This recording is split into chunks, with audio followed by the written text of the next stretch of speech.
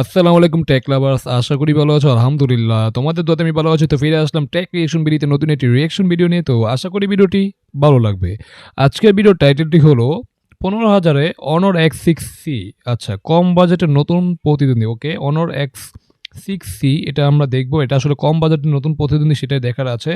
তো কম বাজেটের মধ্যে এটা কতটা ভ্যালু ফর মানি সেটা তোমরা অবশ্যই দেখবে, প্লাস রিয়েক্টও করবো, তোমরা সেটা ভালো করে জানো। তো ভিডিওটি নিচ্ছে অবশ্যই টেক টু দ্য পয়েন্ট টাইনা টুনা পাইস ও হাইদ ভাইয়ের ভিডিও। তো আশা করি ভিডিওটি ভালো লাগবে। তো চলো বেশি দেরি না করে আজকের ভিডিওর কার্যক্রম শুরু করি। 1 2 3। আসসালামু আলাইকুম ভাই ব্রাদার্সরা, কেমন আছেন আপনারা সবাই? আমার হাতে এই মুহূর্তে রয়েছে অনারের তরফ থেকে X6C। নামটা একটু অদ্ভুত, তবে ফোনটা সুন্দর আছে। এই হ্যাঁ, অনর X6C এটা আসলে একটু অদ্ভুত টাইপের বা আনকমন বলা যেতে পারে, বাট ঠিকঠাক আছে। তো চলো বিউটি প্লে করি। এটা basically honour X6B। What?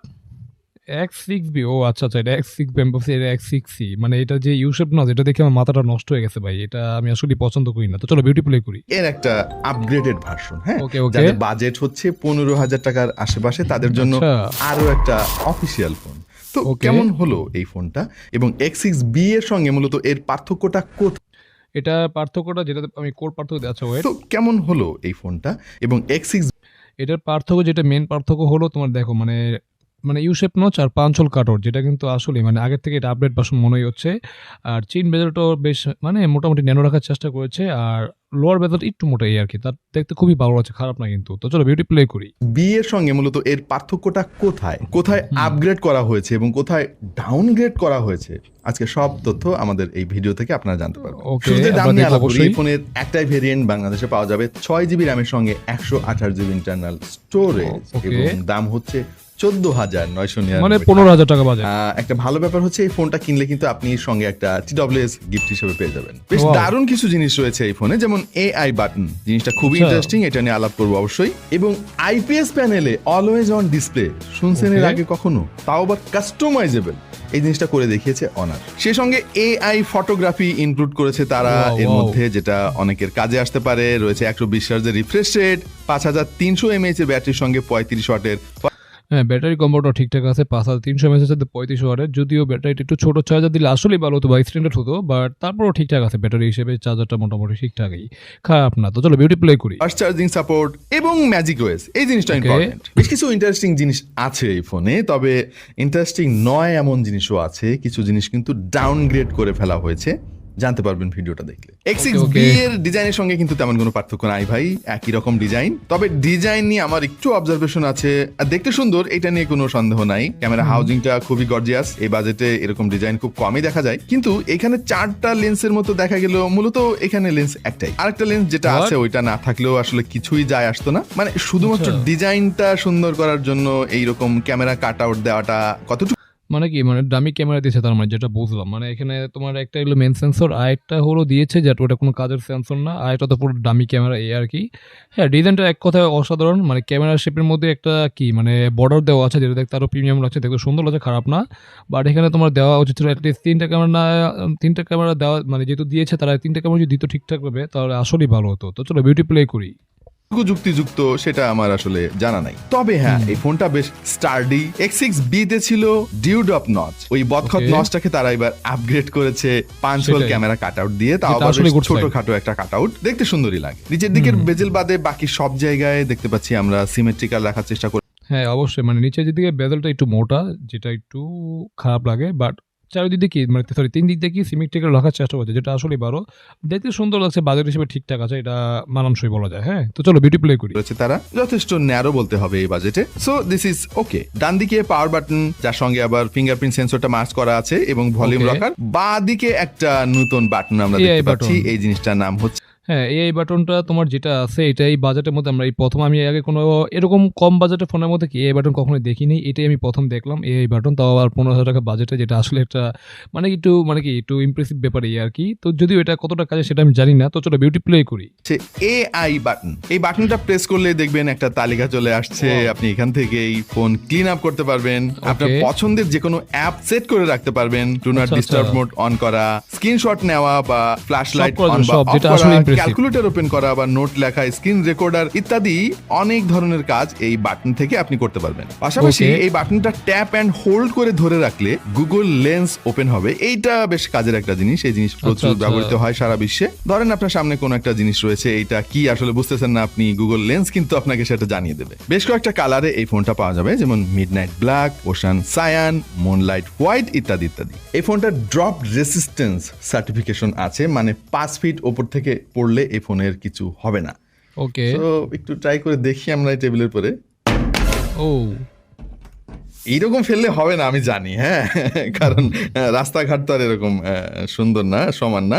But এর আগে অনারের বেশ কিছু ফোন আমরা ট্রাই করে দেখেছি এভাবে ফেলে টেলে, হ্যাঁ, গাড়িও তুলে দিয়েছিলাম ফোনের উপরে, কিচ্ছু হয় নাই। সো মনে হচ্ছে যে এটাও বেশ শক্তপোক্ত। পাশাপাশি এই ফোনে রয়েছে IP64 রেটিং। এই রেটিংটা Okay. থাকলে যেটা হবে, আমি যেটা মনে করি আর কি, পানি থেকে তো অবশ্যই দূরে রাখতে হবে, পানিতে পড়ে গেলে ফোনের রক্ষা নাই, কিন্তু ধুলা ঢুকবে না, এটা ইম্পর্টেন্ট ব্যাপার। ডিসপ্লে সাইজ হচ্ছে 6.6 অন। এটা একটা IPS প্যানেল যেটা HD+ রেজলিউশনের, তবে এখানে 120 হার্জের রিফ্রেশ রেট দিছে, এবং এই রিফ্রেশ রেট মূলত HD+ রেজলিউশনে খুব একটা কাজে আসে না। তারপর সেটাই, মানে এখানে এইচডি প্লাস না দিয়ে যদি ফুল এইচডি প্লাস দিত তাহলে আসলেই ভালো হতো, কারণ এইচডি প্লাস দিয়েছে কিন্তু এখানে 120 হাজার রিফ্রেশ, এটা আসলে কোনো কাজে আসবে না, কারণ এখানে আমরা নর্মাল হাজার রিফ্রেশ রেট পাবো এই আর কি। বাট তারপর ফুল এইচডি দেওয়াটা দরকার ছিল এই। আর আইপি রেটিং যেটা 64, ওটা হ্যাঁ বাজেট হিসেবে ঠিকঠাক আছে, বাট এই বাজারের মধ্যে আমরা 68 69 পেয়ে থাকি, ওটা দিলে আসলেই ভালো হতো, বাট দেয় নেই, তারপরও ঠিকঠাকই আছে। বাট এইচডি প্লাস ডিসপ্লে এটা একটু মানে ডাউনগ্রেড বলা যাচ্ছে, হ্যাঁ, তো যেটা আসলে একটু হতাশাজনক ব্যাপার। তো চলো বিউটি প্লে করি। মোটামুটি 60 হার্জ থেকে একটু বেটার ফিল পাবে। ডিসপ্লেটা এমনিতে খারাপ না, ইনডোর কন্ডিশনে ঠিকঠাক আছে, তবে আউটডোরে গেলে আপনাকে একটু স্ট্রাগল করতে হতে পারে, বিশেষ করে Okay. ডিরেক্ট সানলাইটে। অন্তত আমাদের অভিজ্ঞতা সেটাই বলছে। এবার একটা নতুন জিনিস দেখলাম, IPS প্যানেলে অলওয়েজ অন ডিসপ্লে। অবশ্য এটা 5 সেকেন্ডের বেশি থাকে না, এটা অন করতে গেলে আপনাকে আবার ট্যাপ করতে হবে, অথবা কোনো নোটিফিকেশন যদি আসে বা চার্জ লাগানোর সময় ইনফরমেশন এখান থেকে দেখতে পারবেন। এইবার প্রসেসর নিয়ে একটু আলাপ করা যায়। Honor S6B তে ব্যবহার করা Helio হয়েছিল G85, Helio আচ্ছা। G85, যেটা ওই বাজেট রেঞ্জের মধ্যে আমি বলবো বেশ ভালো একটা চয়েস ছিল। বাট এইবার তারা ওইটাকে ডাউনগ্রেড করে ব্যবহার করেছে G81 Ultra। G81 Ultraটা খুব বেশি পুরাতন চিপসেট সেটা আমি বলবো না, কিন্তু 85 থেকে কিন্তু স্লাইটলি লোয়ার গ্রেডের রয়েছে এই। আচ্ছা, মানে অনর X6B যেটা, ওটা মনে হয় তোমার কি মানে চিপসেটটা মানে হেলিও G85 ইউজ করছে, বাট আমরা এখানে পাচ্ছি হেলিও G81 আলট্রা, যেটা আসলে একটা ডাউনগ্রেড ব্যাপার। মানে চিপসেটটা ভাই কমানো কি দরকার ছিল, G85 দিলে আসলেই ভালো হতো, মানে বাজেট ঠিকঠাক ছিল। বাট এটা মানে কি বলবো, এটা আসলে ডাউনগ্রেড বলা যাচ্ছে, বাট এত মানে আহামরি লেভেলে যে পারফরমেন্স দিবে সেটা তো না, বাট তারপরও 85 দিত তাহলে আসলে ভালো হতো। বাট G81 আলট্রা এটা আসলে একটু হতাশাজনক ব্যাপার, মানে আসলে ডাউনগ্রেড ব্যাপার। তো চলো বিউটি প্লে করি। ফোনের পারফরমেন্স 6GB LPDDR4X র্যাম পাবেন এতে, এবং Okay. 128GB eMMC 5.1 storage, Oh. যেটা এই বাজেটে প্রায় সবাই ব্যবহার করে। eMMC 5.1 যেটা আসলেই ব্যবহার করে ঠিক আছে, অনেক ফোনে আমি দেখতেছি এখন। বাট তারপরে UFS 2.1 বা 2.2 এরকম যদি স্টেপ দেয় তাহলে আসলেই ভালো হয়। বাট তারপরও এটা মানে অনেকটাই কম, অনেক কম, মানে অনেক কমই আর কি, যেটা আমি আসলেই মানতে পারি না। যদিও এখন স্টোরেজের দাম অনেক বেশি, মানে কম্পিউটার বাজারে তোমরা জানলে অবশ্যই, তোমরা হয়তো অনেকে জানো, বাট তারপরও 2.1 এরকম দেওয়ার দরকার ছিল এই আর কি। চলো বিউটি প্লে করি। আমার অবজারভেশন মূলত এই একটা জায়গায়, এই চিপসেটগুলোর না একটা বটল নেক আছে। কোথায় সেই বটল নেকটা?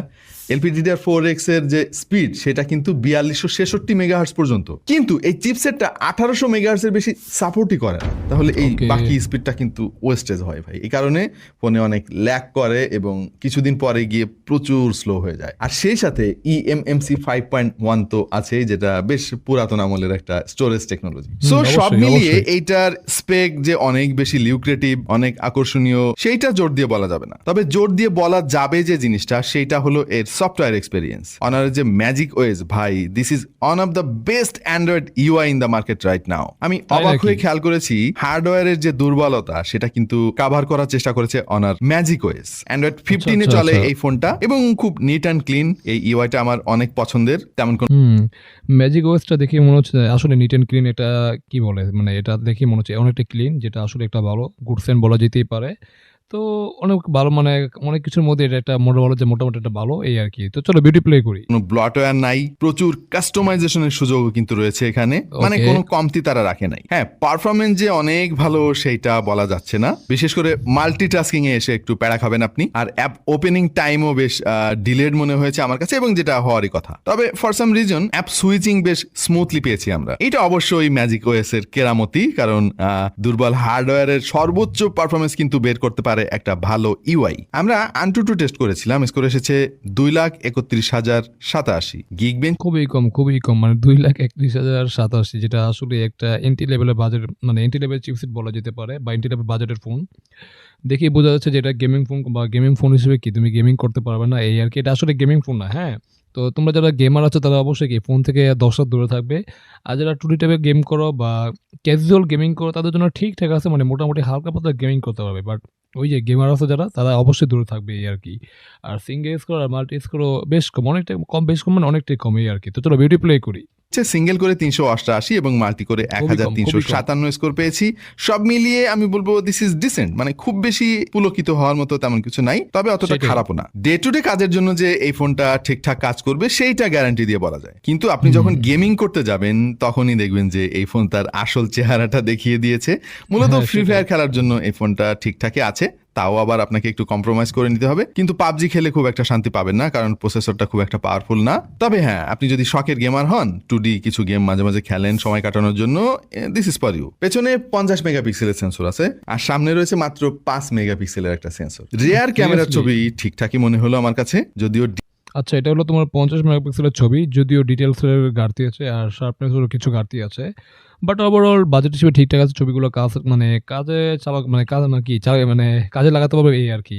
বাট তারপর ছবিগুলো কোয়ালিটি আরেকটু ভালো হলে আসলেই ভালো হতো, খারাপ হতো না। যেহেতু মেগাপিক্সেল 50 মেগাপিক্সেল, যদি মেগাপিক্সেল দিয়ে কোনো হিসাব, মানে এটা দিয়ে আসলে কোনো, মানে মেগাপিক্সেল যে বেশি হলে ছবি ভালো হবে এরকম কিছু না। বাট তবে তারপর যদি একটু ছবি কোয়ালিটি আরেকটু ভালো হতো তাহলে আসলেই ভালো হতো। বাট ওভারঅল কাজ চালানোর মতো এই আর কি। তো চলো বিউটি প্লে করি। ডিটেইলের একটু ঘাটতি আপনি খেয়াল করবেন কোথাও কোথাও। অবশ্যই। এবং আরেকটা ইম্পর্টেন্ট জিনিস, আর সেটা হলো এক্সপোজার কন্ট্রোল। কিছু কিছু লাইটিং কন্ডিশনে কিন্তু এই ফোনটা বেশ স্ট্রাগল করেছে, বোঝাই যাচ্ছে দেখে। কোনো কোনো ছবি তো একেবারে ওয়াশড আউট হয়ে গিয়েছে। তবে হ্যাঁ, আপনি একটু বুঝে শুনে যদি ছবি তোলেন তাহলে ডিসেন্ট কোয়ালিটির ছবি পাবেন এর কাছ থেকে। কিন্তু আচ্ছা। এর ছবি দেখে অনেক বেশি খুশি হয়ে যাওয়ার মতো কোনো কারণ আমি দেখতেছি না, মানে ইটস ওকে। আমি অবশ্য প্রত্যাশা করেছিলাম ফ্রন্ট ক্যামেরার কোয়ালিটি আর একটু ভালো হবে, বাট এখানেও সেই সেম গন্ডগোলটা দেখতে। এখানে তোমার সবচেয়ে বেশি যেটা মনে হচ্ছে ডিটেলসের ঘাটতি প্লাস শার্পনেসের ঘাটতি। হ্যাঁ, ছবিগুলো দেখতে বেশি গোলা লাগছে। এখানে আর একটু ডিটেলস হলে ভালো হতো। যদিও 5 মেগাপিক্সেল একটা ক্যামেরা দিয়েছে, 5 মেগাপিক্সেল অনেকটাই কম মেগাপিক্সেল হিসেবে। বাট ছবি কোয়ালিটি বেশি একটা ভালো বলা যায় না। মানে তোমার রিয়ার প্যানেলের ক্যামেরা থেকে এটা ছবি কোয়ালিটি আরও বেশি বাজে। এখানে ডিটেলস আর শার্পনেসের ঘাটতি একদম একদম কি চোখে লক্ষ্যই করা যাচ্ছে, যেটা আসলে একটু হতাশাজনক ব্যাপার। আর একটু ভালো করলে আসলেই ভালো হতো। বাট আছে মোটামুটি, বেশি একটা ভালো না, বেশি একটা খারাপও না। তো চলো বিউটি প্লে করি। পাচ্ছি, বিশেষ করে কম আলোতে ছবি তুলতে গেলে দেখবেন যে এই ফোনটা ভাই খুব একটা ভালো পারফর্ম করতেছে না। মানে এই ফোনের তোলা ছবিতে ওই ওয়াও ফ্যাক্টরটা আমরা পাই নাই। মানে সেটাই। ক্যামেরা একটা দেওয়ার দরকার দিছে, ছবি মোটামুটি ভালোই আসে, দ্যাটস ইট। তবে ওয়াও ফ্যাক্টর আছে বেশ কিছু ব্যাপারে, যেমন তারা কম দামি ফোন হলেও এখানে বেশ কিছু এআই রিলেটেড ফিচার দিয়েছে, যেটাকে তারা বলছে advanced AI photography. AI eraser আছে, যেটার ব্যবহার আপনারা অলরেডি সবাই জানেন, ঠিকঠাক মতো কাজ করেছে এই ফোনে। এআই ফেস টিউন রয়েছে, আরো রয়েছে এআই আপস্কেল। এগুলো কিন্তু বেশ কাজের, এবং অনার এগুলো দিয়েছে, রিয়েলি অ্যাপ্রিসিয়েটেড। 5300 mAh এর ব্যাটারি তারা ইমপ্লিমেন্ট করেছে এর মধ্যে, এবং সাথে দিয়েছে 35 ওয়াটের ফাস্ট চার্জিং সাপোর্ট, যেটা এই বাজেটে আমি বলবো ডিসেন্ট। বিশেষ করে 35 ওয়াট কিন্তু খুব কম কোম্পানি দেয়, বেশিরভাগ দেখা সেটাই। যায় 18 ওয়াট পর্যন্ত আমি খেয়াল। হ্যাঁ, সেটাই। মানে আমরা যে এন্ট্রি লেভেলের যে ফোনগুলো আছে, আমরা এখানে 15 ওয়াট 18 ওয়াটের কি চার্জার পেয়ে থাকি। বাট আমরা এখানে চার্জারটা বড় পাচ্ছি, মানে 35 ওয়াট। বাট ব্যাটারিটা মনে হচ্ছে একটু ছোট হয়ে গেল। এখানে আমরা কি 6300 মানে চার্টের মধ্যে দেখলাম 6300 mAh একটা ব্যাটারি আছে এই বাজেটের মধ্যে। তো অবশ্যই ব্যাটারি যদি 6000 mAh দিত তাহলে একটা এক্সটেন্ডেড হতো। আর 35 ওয়াট যেটা ব্যাটারি হিসেবে ঠিকঠাক আছে, মানে মোটামুটি বেশ বড়ই, খারাপ না। বাজেট হিসেবে ঠিকঠাক, বাট ব্যাটারিটা একটু বড় হলে আসলে একটু ভালো হতো। তারপর ওভারঅল ব্যাটারি সেকশনটা মোটামুটি ভালো, খারাপ বলতে পারবো না। তো চলো বিউটি প্লে করি। করেছি ম্যাক্সিমাম সবাই। এরপরে কিছু কিছু কোম্পানি আছে একটু বেশি দেওয়ার চেষ্টা করে। So thanks honour. সো এই ফোনটা দিয়ে অনায়াসে আপনি সারাদিন পার করে ফেলতে পারবেন। আর যদি নর্মাল ইউজার হন, ফোনে কথা বলা ছাড়া তেমন কোনো কাজ নাই, তাহলে আপনি 1.5 দিন পর্যন্ত ব্যাকআপ পেয়ে যাবেন ইজিলি। Okay, vibration okay. মোটরটা খুব বেশি সুবিধার না এই বাজেটের ফোনগুলোতে, আসলে যেমনটা হয় তেমনই ডিসেন্ট বলতে হবে। আর এর লাউড স্পিকার কোয়ালিটি আমি বলবো যে আরেকটু ইমপ্রুভ করার সুযোগ রয়েছে, কারণ এখানে ডিটেইলের অনেক ঘাটতি আমি পেয়েছি। লাউডনেসের কমতি নাই, কিন্তু একটু বেস যদি ইনক্লুড করা যেত শুনতে আরো শ্রুতিমধুর লাগতো। ফ্ল্যাশ লাইট যথেষ্ট ব্রাইট মনে হয়েছে আমাদের কাছে, নো কমপ্লেন অ্যাবাউট দ্যাট। তবে আমি আসলে মিস করেছি একটা সেকেন্ডারি নয়েজ ক্যান্সেলিং মাইক, এটা থাকলে আসলে কল কোয়ালিটি আর একটু বেটার হইতো আর কি। এখন অবশ্য সব এআই তে চলে গেছে। এনিওয়ে, ফিজিক্যাল একটা হার্ডওয়্যার থাকলে ক্ষতি কি? আচ্ছা, তাহলে সর্বসাকুল্যে এই ফোন সম্পর্কে আমি আলটিমেটলি কি বলতে পারি? দেখেন, 15,000 টাকা কিন্তু আরো অনেক ফোন মার্কেটে আছে। হ্যাঁ, so সেই প্রতিযোগিতায় এই ফোনটা যে খুব বেশি পিছিয়ে থাকবে তাও না, বাট সবার আগেও যেতে পেরেছে বলে আমার কাছে মনে হয় না। মার্কেটে এখন অনেক অপশন আছে, তবে আপনি যদি একেবারে স্মুথ সফটওয়্যার এক্সপিরিয়েন্স চান এবং এন্ট্রি লেভেলের হার্ডওয়্যারের সর্বোচ্চ পারফরমেন্সটা মানে এক্সট্রাক্ট করতে চান, তাহলে আমার মনে হয় এই ফোনের কোনো বিকল্প নাই। কারণ অনারের ফোনের সবচাইতে বড় পাওয়ারফুল দিক হচ্ছে তার ম্যাজিক ওএস। এটা আসলে একটা ম্যাজিকের মধ্যে কাজ করে, যেটা আপনি অনারের ফোন ব্যবহার না করলে বুঝতে পারবেন না। সো 15,000 টাকা কিন্তু আরও একটা ভালো অপশন মার্কেটে চলে আসছে অফিসিয়াল ফোনের মধ্যে। যারা অফিসিয়াল ওয়ারেন্টি চান, ভালো সার্ভিস চান এবং ভালো সফটওয়্যার এক্সপিরিয়েন্স চান, ডিসেন্ট ক্যামেরা চান এবং চান ফোনটা দ্রুত চার্জ হোক এবং বেশ কিছু এআই ফিচারও এনজয় করতে চান, তাদের জন্য এই ফোনটা, বিশেষ করে এই যে এআই বাটনটা রয়েছে, এটা কিন্তু অনেক কাজে আসতে পারে আপনার। মানে ফোন ব্যবহারের সময় কিন্তু অনেক কমিয়ে দেবে এই বাটনটা আপনার। সো সব মিলিয়ে আমার কাছে খুব একটা খারাপ লাগে নাই, আশা করছি আপনাদেরও খারাপ লাগবে না।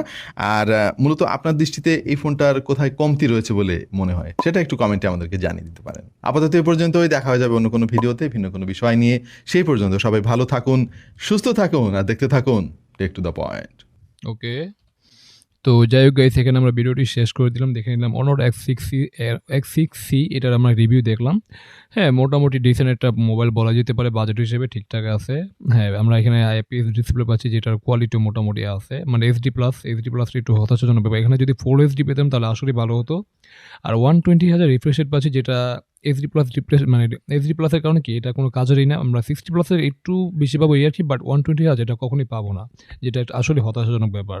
আর ডিজাইনটা যদি বলি, ডিজাইনটা আসলে সুন্দর, খারাপ না। আর এখানে তোমার কি মানে তোমার বিল কোয়ালিটি যেটা, মানে এখানে মানে 5 মিটার থেকে যদি পড়ে যায় তাহলে মোবাইলটা কি তোমার সেফ থাকবে, সমস্যা হবে না, যেটা ভালো, খারাপ না। বাট ডিজাইনটা আসলে সুন্দর ছিল। আর ডিসপ্লে চেইন বেজেল যদি বলি, তো চেইন বেজেল তোমার নিচে যে বেজেলটা বেশ মোটা, আর উপরে যে 3 দিকে যে বেজেল বা চেইন, ওইটা কি সিমেট্রিক্যাল রাখার চেষ্টা করছে। তারপর ওভারঅল ভালো। আর 5 হল কার্টনের ডিসপ্লে, যেটা দেখতে খুবই সুন্দর ছিল। তো মোটামুটি ওভারঅল ডিজাইনটা ঠিকঠাক আছে, বিল কোয়ালিটি মোটামুটি। আর HD+ ডিসপ্লে, তো সেটা খুবই একটা হতাশাজনক ব্যাপার। এরপর যদি বলি আইপি আমরা 64 রেটিং পাচ্ছি, যেটা মোটামুটি, হ্যাঁ মোটামুটি ভালো, খারাপ না। এখানে আমরা 68, 69 দিলে আসলেই ভালো হতো, কারণ এই বাজেটে আমরা 60 আর 69 পেয়েছি অবশ্যই, তো দিলে ভালো হতো। বাট যেটা দিচ্ছে এটাও খারাপ না, এটাও একটা কাজের সেন্সর বলা যেতে পারে। মোটামুটি ময়লা আবর্জনা বা ধুলোবাড়ি থেকে কি তোমার ফোনটা রক্ষা করবে, প্লাস পানি ছেড়ে পড়ে থেকে ফোনটা রক্ষা পাবে, যেটা কিন্তু আসলেই ভালো, খারাপ না। তো মোটামুটি এটা ভালোই ছিল, খারাপ না। এরপর যদি তোমার চিপসেটে আসি, তবে আমরা পাচ্ছি মিডিয়াটেকের হেলিও G81 আলট্রা, যেটা একটা মানে কী বলবো এন্ট্রি লেভেল চিপসেট। তো ওই হিসেবে মোটামুটি রেগুলার কাজ বা সব করতে পারবে, বাট গেমিং 2D টাইপের গেমিংগুলো করতে পারবে। বাট যদি একটু মানে ফ্রি ফায়ার বা পাবজি খেলতে হয়, তাহলে আমার মোবাইল অনেকটাই কি মানে হিট জেনারেট করবে, এটাই স্বাভাবিক। মানে ফ্রি ফায়ার হালকা পাতলা একদম লো সেটিংয়ে, লো গ্রাফিক্সে খেলতে পারবে। বাট পাবজি খেলতে গেলে বেশ তোমার কি একদম কি বলে মানে অনেকটাই ব্যাক পোহাতে হবে, এরকম একটা অবস্থা। তো এটা অবশ্যই গেমিং ফোন না, যারা গেমার আছে তাদের জন্য কি ফোনটা আসলে কি ঠিকঠাক হবে না, তো এটা অবশ্যই মাথায় রাখতে হবে। আর ফোনটার ক্যামেরার কথা যদি বলি, তার পিছনে আমরা 3টা মানে ক্যামেরার সেন্সর দেখতে পাচ্ছি, বাট সেখানে 2টা ক্যামেরা দিয়েছে অবশ্যই। আর একটা ডামি ক্যামেরা, আর 50 মেগাপিক্সেল যে ক্যামেরাটা দিয়েছে ওটা ছবি কোয়ালিটি মোটামুটি ডিসেন্ট। লাইটিং কন্ডিশন মোটামুটি মানে কাজ চালানোর মতো ছবি তুলতে পারবে, বাট লো লাইটে কি ছবিগুলো বেশ কি বলে শার্পনেস ডিটেলসের ঘাটতি আর লাইটিং কন্ডিশন বেশ ডিটেলসের ঘাটতি আমরা দেখতে পেয়েছি অবশ্যই, যেটা তোমরা অবশ্যই দেখেছো। আর সেলফি ক্যামেরা হচ্ছে অনলি 5 মেগাপিক্সেল, যেটা ছবি কোয়ালিটি খুবই বাজে, বেশি একটা ভালো বলতে পারবো না। বাট ওই ছবি দিয়ে বেশি একটা কাজে হালকা পাতলা হয়তো কাজে লাগাতে পারবে, বাট বেশি যে কাজে লাগাতে পারবে সেটাও বলতে পারবো না, এই আর কি। তো মোটামুটি ক্যামেরার হলো ডিসেন্ট এই আর কি বাজেট হিসেবে।